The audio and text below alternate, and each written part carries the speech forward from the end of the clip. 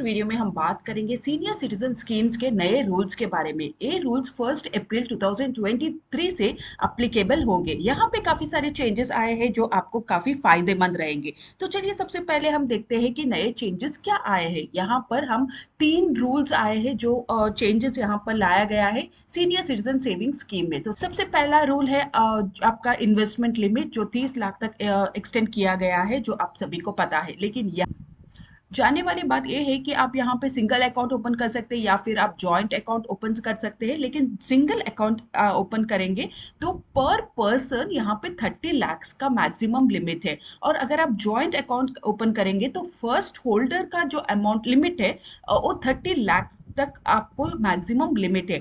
ये कंफ्यूजन काफी लोगों में होता है कि ये फर्स्ट होल्डर को कंसिडर किया जाता है या फिर दोनों अकाउंट होल्डर जो जॉइंट फर्स्ट और सेकंड दोनों होल्डर्स को 30 लाख का लिमिट है। तो यहाँ पर हम क्लियर करना चाहते हैं कि ये फर्स्ट होल्डर का ही वही कंसिडर किया जाता है, सेकंड होल्डर का यहाँ पे कोई कंसिडरेशन नहीं किया जाता है। तो पर पर्सन यहाँ पे first account holder as a person आप 30 लाख तक यहाँ पर इन्वेस्ट कर सकते हैं। सेकंड होल्डर का कोई कंसिडरेशन यहाँ पे नहीं आता है। नेक्स्ट है, आप अगर ऑलरेडी आपका एक एग्जिस्टिंग अकाउंट है जिसमें आपने 15 लाख इन्वेस्ट कर चुके हैं, मार्च 2023 तक आपने ऑलरेडी 15 लाख इन्वेस्ट किया है आपने, तो आप अप्रैल 1 इसके बाद आप और 15 लाख यहाँ पे इन्वेस्ट कर सकते हैं।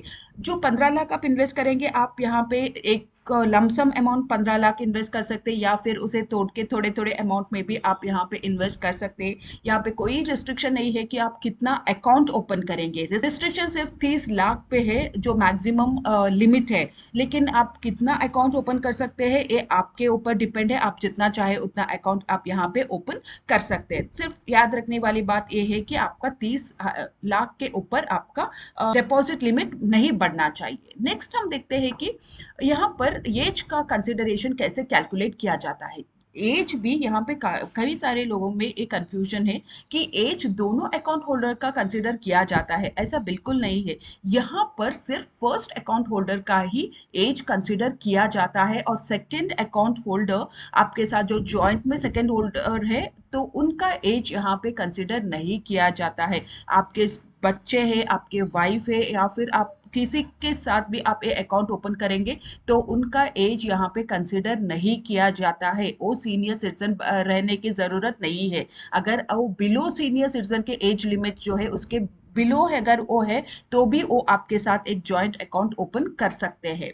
तो I hope this A point आप सभी को क्लियर हो गया है कि सिर्फ फर्स्ट अकाउंट होल्डर का ही एज कैलकुलेट किया जाता है। एज कैसे कैलकुलेट किया गया है यहाँ पे, अगर आप रिटायर्ड हो गए हैं तो आपको 60 इयर्स के एज है तो आप यहाँ पे इन्वेस्ट कर सकते हैं। अगर आप रिटायर्ड सिविलियन है यानी आपने सुपर एनुएशन या फिर वीआरएस लिया है आपने, तो आपको 55 इयर्स के बाद आप इस स्कीम में इन्वेस्ट कर सकते हैं। आपको भी सीनियर सिटीजन माना जाता है। अगर आप डिफेंस में है तो आपने डिफेंस से अपर आपने रिटायरमेंट लिया है तो और आपका एज 50 ईयर्स से अबव है तो आप भी इस स्कीम में इन्वेस्ट कर सकते हैं। नेक्स्ट हम देखेंगे यहाँ पे लिमिट जो है 30 लाख है।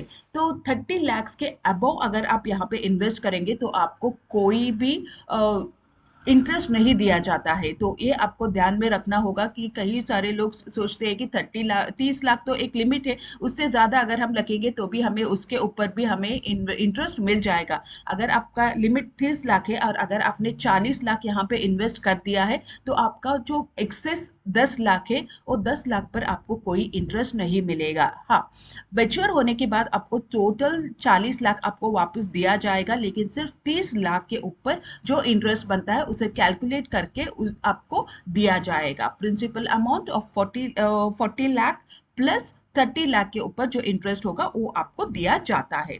नेक्स्ट हम देखेंगे यहाँ पे टाइम लिमिट 5 इयर्स। यहाँ पे आप 5 साल के लिए इन्वेस्ट कर सकते हैं। आप चाहे तो 5 साल के बाद आप इसे एक्सटेंड भी कर सकते हैं अगले 3 साल के लिए, यानी टोटल 8 साल के लिए आप यहाँ पर इन्वेस्ट कर सकते हैं। आगे बढ़ने से पहले आपने अभी तक मेरे चैनल को सब्सक्राइब नहीं किया है तो चैनल को सब्सक्राइब ज़रूर कर लीजिए। नेक्स्ट हम देखते हैं अगर आप प्री मैच्योर विड्रॉवल करना चाहते हैं तो क्या कंडीशंस है। तो सबसे पहला कंडीशन, अगर आप 0 to 1 years के बीच में अगर आप प्री मैच्योर विड्रॉवल करना चाहते हैं तो वो यहाँ पे अलाउड नहीं है, आप यहाँ पे प्री मैच्योर विड्रॉवल नहीं कर सकते हैं। सेकेंड है, अगर आप फर्स्ट ईयर में अगर आप विड्रॉ करना चाहते हैं तो आप विड्रॉ कर सकते हैं लेकिन आपको कोई इंटरेस्ट नहीं दिया जाएगा। First year to second year के बीच में, 1 साल से 2 साल के बीच में अगर आप प्री मैच्योर विड्रॉवल करना चाहते हैं तो आप कर सकते हैं लेकिन आपको 1.5% का पेनल्टी लगेगा। 2 to 3 years के बीच में, 2 से 3 साल के बीच में अगर आप प्री मैच्योर विड्रॉवल करेंगे तो आपको 1% का पेनल्टी लगेगा। नेक्स्ट, अब 5 साल के बाद अगर आप नेक्स्ट 3 साल के लिए एक्सटेंशन अगर आप लेंगे तो 5 साल से 6 साल के बीच में आपको प्री मैच्योर विड्रॉवल नहीं कर सकते हैं। नेक्स्ट 6 साल से 8 साल के बीच में आप कभी भी प्री मैच्योर विड्रॉवल कर सकते हैं, आपको कोई पेनल्टी यहाँ पे नहीं लगेगा।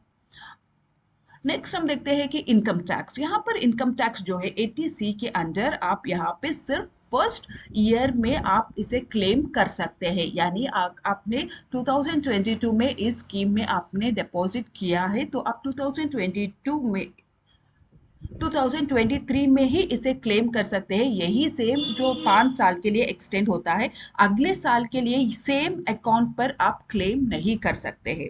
और जो टीडीएस है जो एक्सटेंड किया जाता है उसके ऊपर आपको टीडीएस लगेगा। तो आई होप इट्स क्लियर, जो भी आप इन्वेस्टमेंट करेंगे तो वही ईयर के लिए आप इसे क्लेम कर सकते हैं, अगले साल के लिए आप क्लेम नहीं कर सकते। 2023 में अगर आपने फिर से कोई नया सीनियर सिटीजन स्कीम में आपने इन्वेस्ट किया है तो वो अमाउंट के ऊपर आप क्लेम कर सकते हैं। तो इस साल में जिस साल आप ये अकाउंट ओपन करते हैं उसी साल आप यहाँ पे क्लेम कर सकते हैं। ये रहे कुछ नए चेंजेस जो सीनियर सिटीजन स्कीम में आया है। आई होप ये आपको कुछ इन्फॉर्मेटिव लगा होगा, और अगर आपको कुछ इन्फॉर्मेटिव लगा होगा और तो इस चैनल को सब्सक्राइब जरूर कर लीजिए क्योंकि ऐसे लेटेस्ट अपडेट्स मैं रेगुलरली आपके लिए लेके आती रहती हूँ।